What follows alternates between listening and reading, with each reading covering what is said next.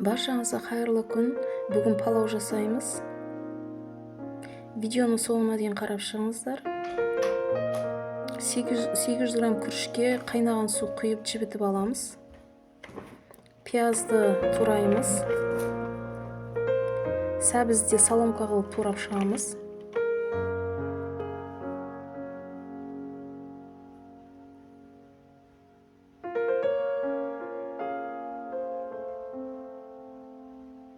Етті 4 бұрыштап орташа қалыңдықта турап шығамыз.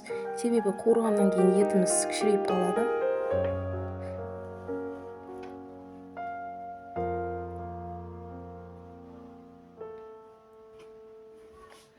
Қазанға 230 мл май құйып, пиязымызды салып, қызарғанша қуырамыз.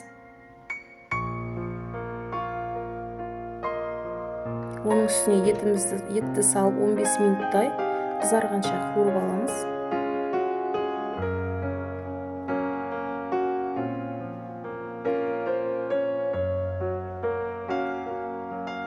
Сәбізде салып, жұмсарғанша қуырамыз.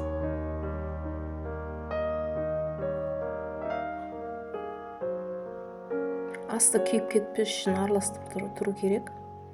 Татымына қарай бір ас қасық немесе 1,5 ас қасық тұз қосамыз. Аз ғана зира қосамыз. 650 мл қайнаған су құямыз. Сарымсақ ащы бұрышты салып, бетін жауып, зирвагымызды қайнатамыз. Күрішті өте таза болғанша жуып шығамыз.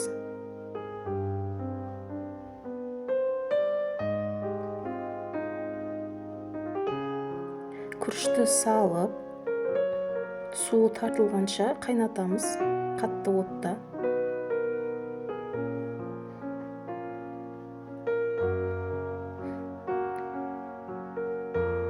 Зирвагымыз дайын болғанша палауға салатымызды дайындаймыз. Помидорды, пиязды майдалап турап шығамыз. Тұз, ащы бұрыш қосамыз. Салатымыз дайын.